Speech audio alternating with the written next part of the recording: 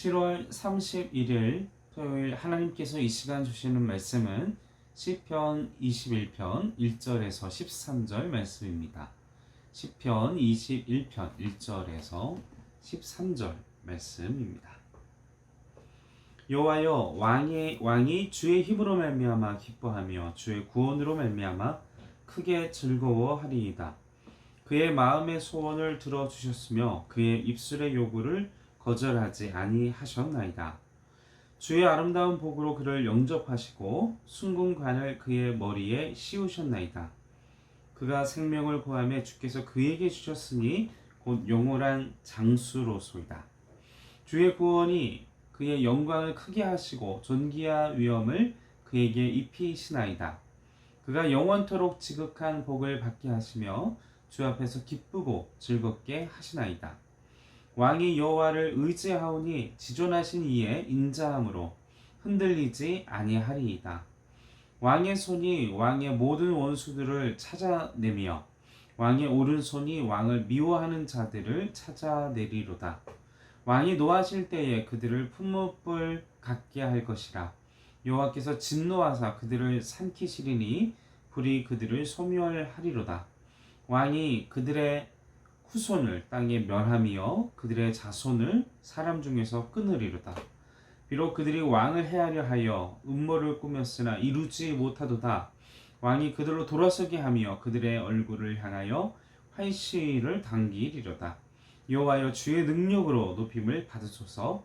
우리가 주의 권능을 노래하고 찬송하게 하소서. 아멘.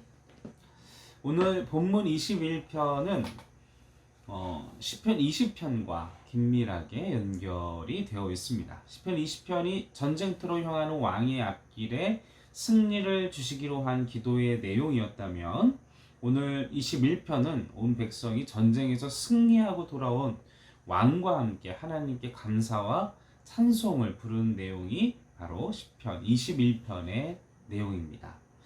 하나님께서 백성들의 기도를 이와 같이 들어주셨고, 이제 백성들은 왕의 승리를 보면서 기뻐하고 있습니다. 그래서 1절은 여호와여, 왕이 주의 힘으로 말미암아 기뻐하며 주의 구원으로 말미암아 크게 즐거워하리이다 하는 말씀으로 시작합니다. 그런데 기도의 응답으로 승리했지만 왕의 승리는 하나님께서 주신 것이라는 것을 우리는 기억해야 합니다.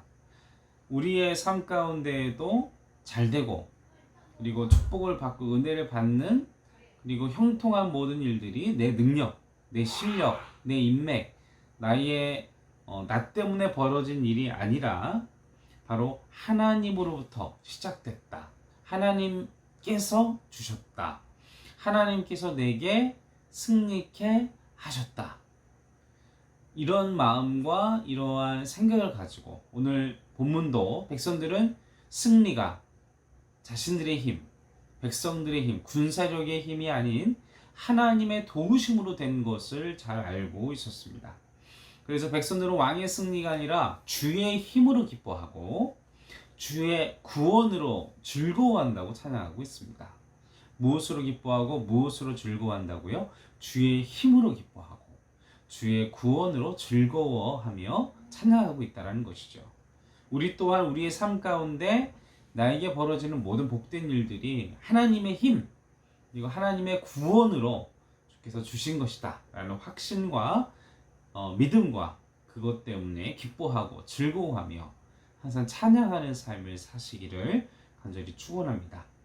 이렇게 승리를 경험하고 또한 거기서 그치는 것이 아니라 하나님을 찬양하는 것이 바로 성도의 바른 삶의 태도라는 것이죠.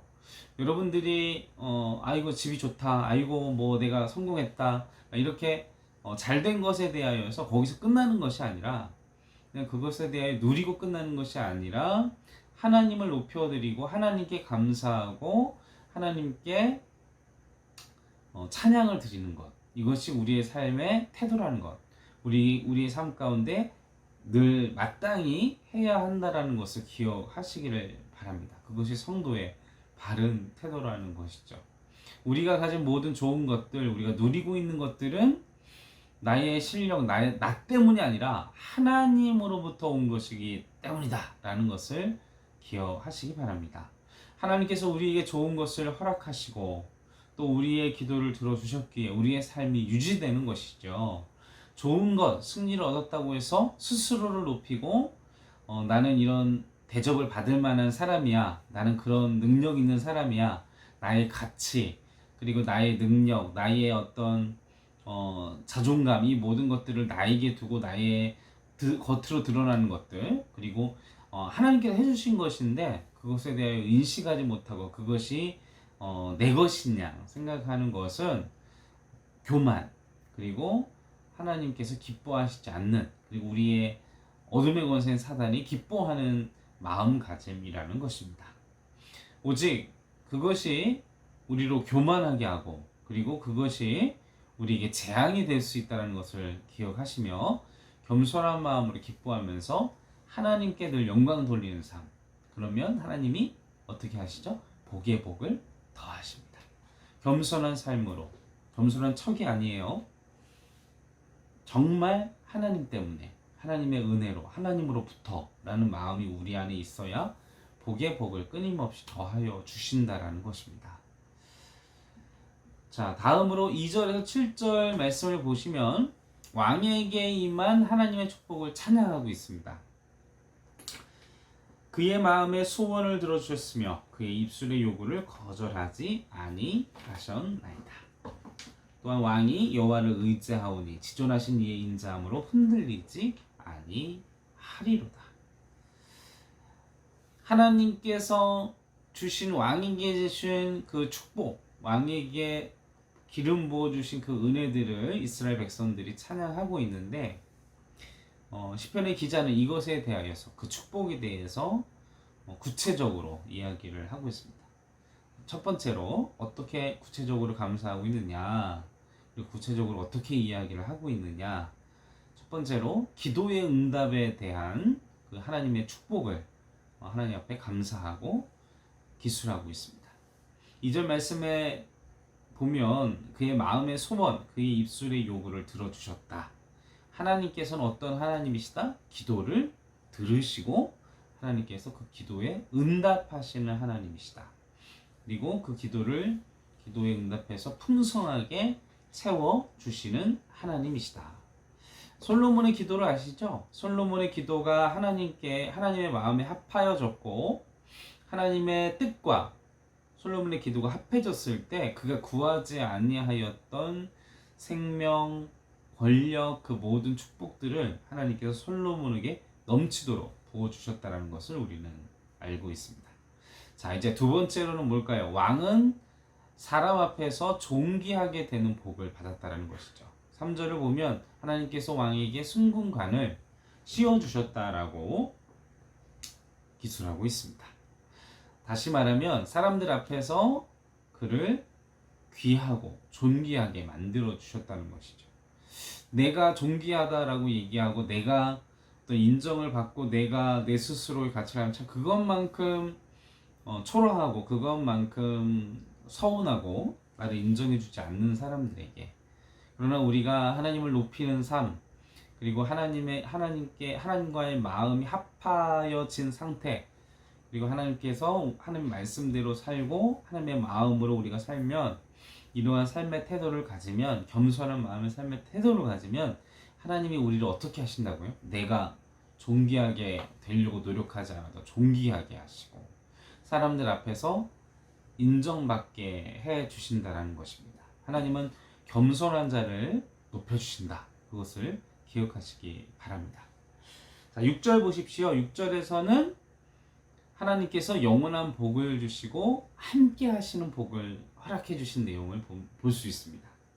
그러니까 구하고 받는 것도 기쁜 일인데 더 나아가서 하나님께서 영원토록 함께 하신다. 참 그것만큼 복된 내용이 아닐까 생각을 해보게 됩니다. 영원한 장소, 영원히 하나님과 함께 하기에 영원한 생명, 하나님과 영원한 동행. 다윗도 두려워했잖아요. 그 하나님이 떠나실까봐. 그 영원한 축복과 영원한 은혜가 더 이상 유지되지 못할까봐 다윗도 두려움에 떨었던 것처럼, 그러나 우리의 삶 가운데 하나님께서 영원히 함께 하시고 영원히 동행하신다라는 것, 그것이 어마어마한 축복, 그리고 그것이 천국으로 이어지는, 하나님 나라가 이어지는, 그리고 7절에 보면 오늘 2절과 6절에 이미 받은 복, 그리고 8절에서 12절 이것을 연결해 주는 내용이 바로 7절의 내용입니다.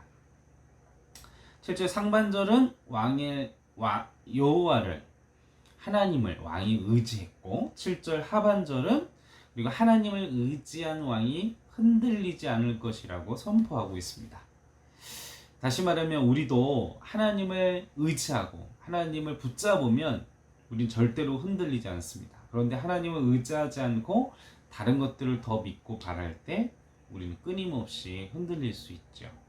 8절에서 10절 왕에게 앞으로 하나님께서 주신 복에 대한 권세와 승리를 어떻게 누리게 될 것인지 이야기를 해주고 있습니다. 승승장구하고 원수들을 살라버리는.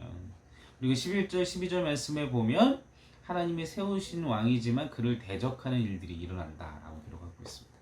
하나님이 세운 권세자도 이렇게 반란이 일어나고 어둠의 권세의 공격이, 도전이 시작된다라는 것이죠. 이와 같이 우리가 하나님 앞에서 바로 서기 위해 몸부림서야 하는 이유는, 우리가 승승장구하고 하나님 앞에 바로 섰다 할지라도 섰다 했을 때 조심해야 된다고 이야기를 하잖아요. 그죠?